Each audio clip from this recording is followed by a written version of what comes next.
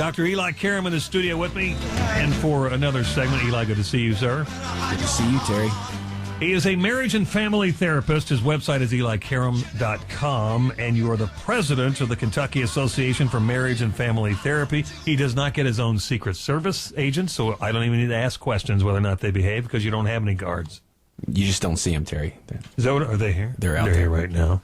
Men with earpieces.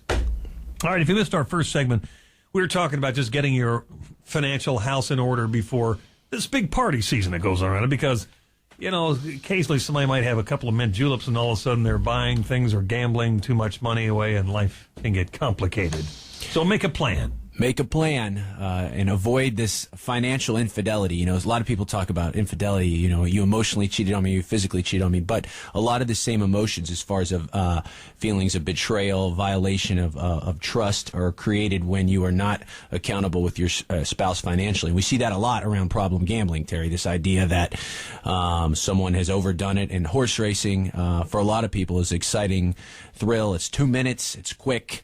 Some people develop all these rationalizations when they develop gambling problems. But I guess if you have a gambling problem, this time of year is a trigger for a lot of people, especially betting on horses. So you have to be accountable, like we said in that last segment. You have a budget for your betting that day and stick to it. Talk to your partner ahead of time. Isn't cash a smart play to avoid those machines? You know what you have, you know what your assets are and what you can use for play money or entertainment money. Right. So take that and say, my life won't end if I lose this. Correct. Only bring what you can afford to lose, and once you've spent that, do not go to those machines. Sit back and enjoy your friend's company. Correct. That's easier said than done for a lot of people.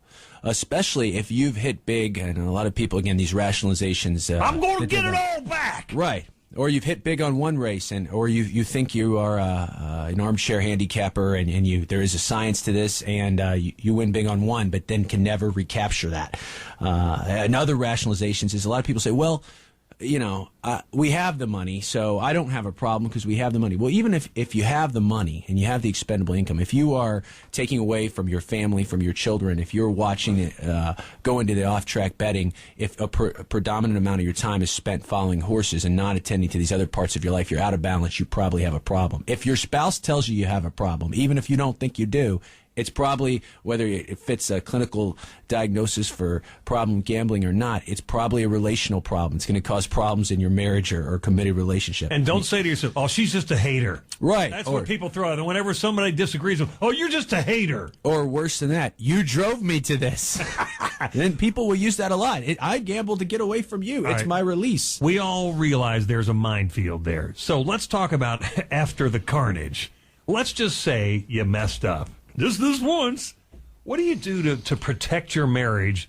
You did, what did you call it? Financial infidelity. You committed financial infidelity. You told your wife you weren't going to do it, and then your buddy and the two of you had a few too many poppers, and you said, yeah, let's go all in, and you're $4,000 in the hole, and you got to go home and tell somebody that. What do you do to preserve your relationship? Right. You have to be transparent and honest. And some people will say, well, gosh, I can dig myself out of this, or if we can get it back, or what I don't tell my spouse won't hurt me. Wrong. If you lie to cover up one of these financial breaches, it's only going to make it worse. You have to be honest, and you have to be honest from the beginning. And also, you know, a lot of people listen to our segment and say, well, you're being tough on men, and we associate men with gambling. This could also happen.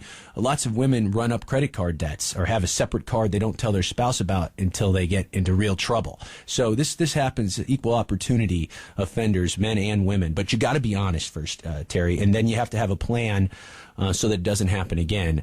And sometimes people accept help from their families to get bailed out. And that can be okay if it doesn't become a repeated pattern. If you have a family member, whether it be a spouse or a parent or a sibling that continues bails you out, they're enabling you in the problem. So, and then does the power shift in a relationship?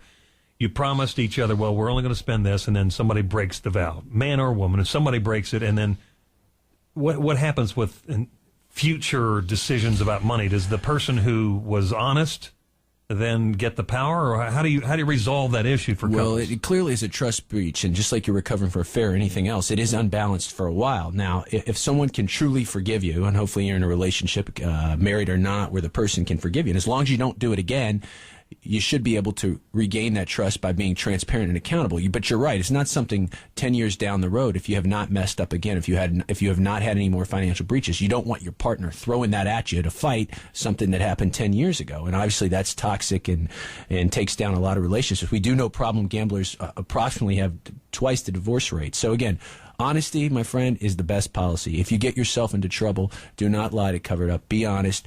Come up with a plan for accountability and transparency. And also, as I've told you many times on our segments, if only one person has access to the finances, that's bad. That's crazy. It's bad. You got to know what your partner has, and it's easier to have a breach when the other person doesn't know what you have. But if you were the violator, shouldn't you do some extra work to try to make up the money? Yeah, as long you should ask that your partner what they need as far as accountability and transparency. If they want to see records, what they can do. Making up the deficit, though. Shouldn't you say, well, maybe it is time I take on a second job. I got to put the spackle in this hole I made. Yeah, you do whatever you do. You do what it takes to win that partner back, even if that means working extra. Dr. Eli Karam, he's online at elikaram.com. Karam is Karam from U of L's Kent School of Social Work. Good to see you again. We'll see you after the Derby. Have a great Derby, and you and your wife are going. Both. Cash only. Don't hit the ATM. I don't want you in here crying to me the day after the Derby. Back in a moment, you're going to hear about Team Molly next.